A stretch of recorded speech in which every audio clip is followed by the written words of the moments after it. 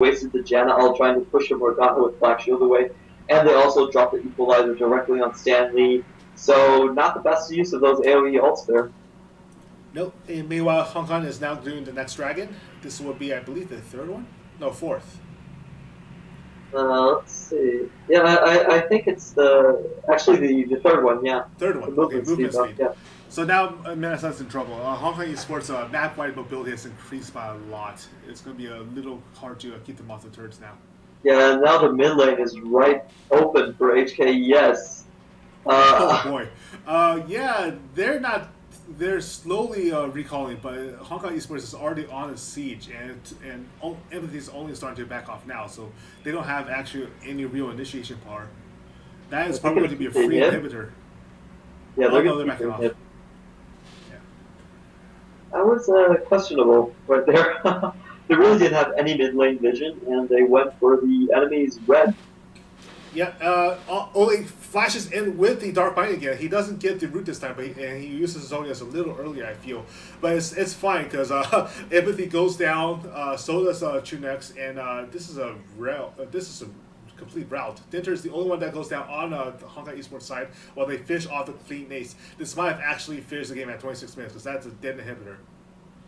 Are they going to go for it? I think they should. They pretty much took out everybody at the same time. It's still another 10 seconds before the first respawn. Yeah, so 10 seconds for support and jungle, so that's not going to stop them very much. Yep. Both of the Nexus inhibitors are going down. Ole is taking a lot of damage in the meanwhile, but who cares? That is an exposed Nexus. They finally back off because everybody is a little low, and Empathy can take possibly Toys or God JJ down.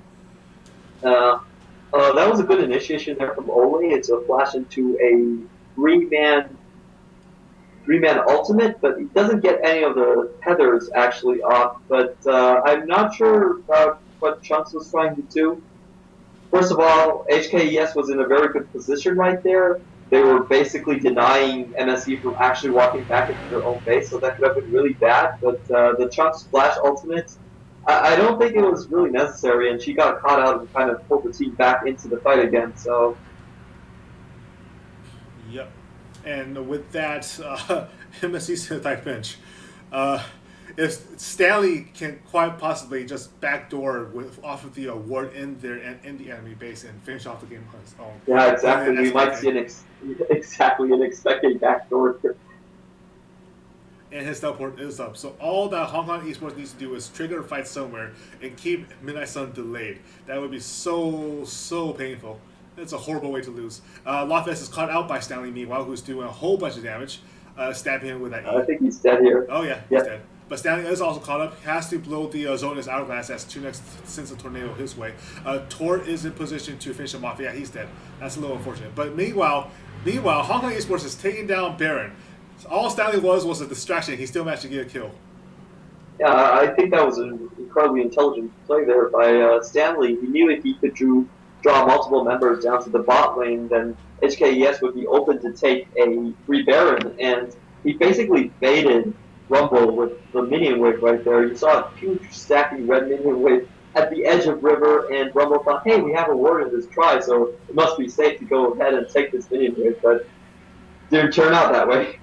Yep, that was unfortunate. That was a huge game for Hong Kong Esports. They're forced to back off as Toys and Dinter comes in to secure the bottom lane for them. Meanwhile, there's still a wave push up through the top lane with the reinforcements coming in a few seconds. So Midnight Sun's having a hard time gaining any ground on this map. In fact, they're pretty much caught out entirely. Dinter almost catches out Chunex over there, but gets Cataclysm onto Empathy, who's forced to flash his stealth away. So that's a flash and an ult burn. That's not going to be available for next fight. Yeah, that was really well played there by Dinter, just taking the chances and seeing if he could get the catch.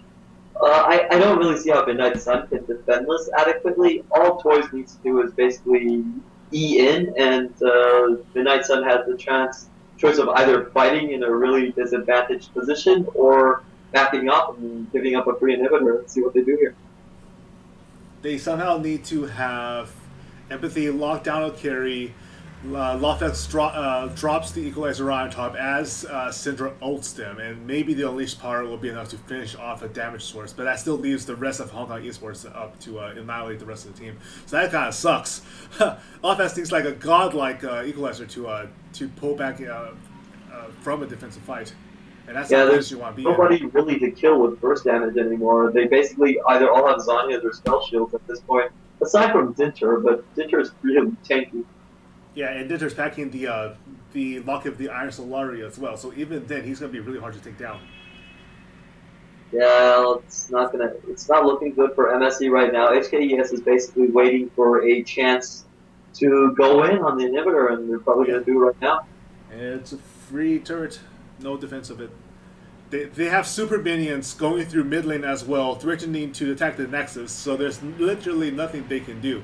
They have to try to wait out the inhibitor respawns. Meanwhile, Hong Kong Esports is just waiting in the wings to catch anybody that dares get a little too close. It's a really sneaky play here. Let's see if it manages to pull off. It doesn't look like it. Yeah, but it doesn't matter because with two lanes to push in right now, with super minions going through and totally exposed Nexus. Midnight Sun really needs to play this really carefully.